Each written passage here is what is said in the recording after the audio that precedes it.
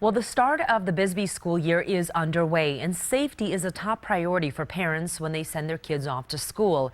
A 9 on Your Side viewer reached out with concerns about Bisbee's bus fleet, saying some of them are unsafe to drive. During our investigation, we uncovered records showing a need for major maintenance. 9 on Your Side's Jennifer Dela Cruz looked into the conditions of those buses. 19 yellow buses fill the bus yard for Bisbee Unified Schools. The vehicles run year-round, transporting kids to school, field trips, and athletic events across the state. One of the district's former drivers contacted 9 on Your Side. Michael Palumbo says those buses aren't as safe as they should be. It could be a recipe for a disaster later on. One never knows when a vehicle will fail, but these have a history of recurrent problems and mechanical breakdown. We reached out to the Bisbee superintendent of schools, who admits that something needs to be done. We do have an old fleet, there's true, and anything that's old has to have constant care. Right now we're able to function, but for how long?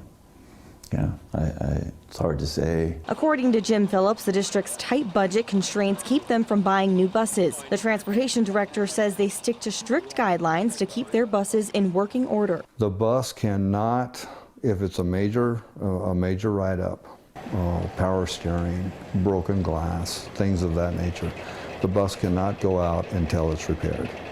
No driver will accept it. The district handed over some of their bus records, and we found buses were driven when they should have been off the roads according to state guidelines. The Arizona Department of Administration enforces those guidelines for school bus safety. They define maintenance issues as being minor or major defects. The law states that if a bus owner finds that a major defect exists, they must place the school bus out of service until that major defect is repaired. 9 on Your Side discovered several cases where a work order for a major defect was submitted, but records from the drivers show the buses were still running.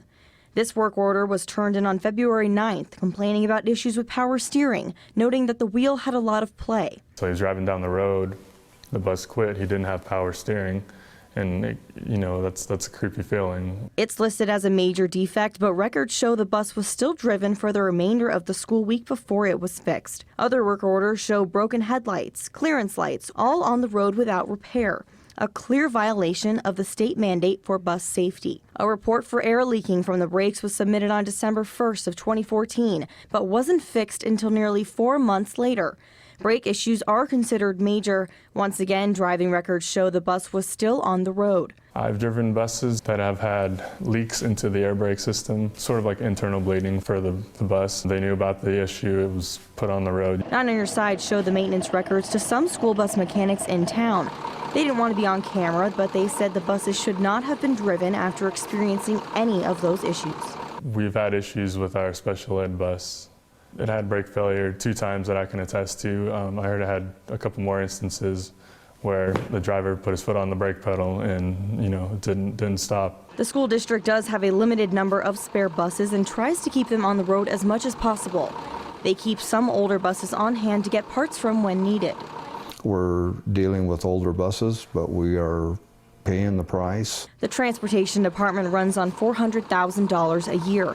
A brand new school bus costs about 1/3 of that. I'm the, 4th or 5th superintendent here in the last 15 years. I don't think anybody else really had a plan or bought anything either, and I think it's the fear of a huge amount of money probably going out, and it's only gotten worse.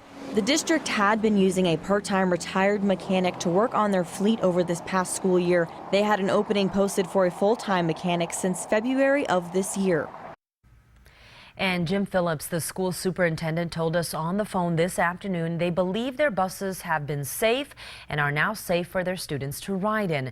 Mr. Phillips says they're recommending the purchase of 2 new buses at their school board meeting on Tuesday.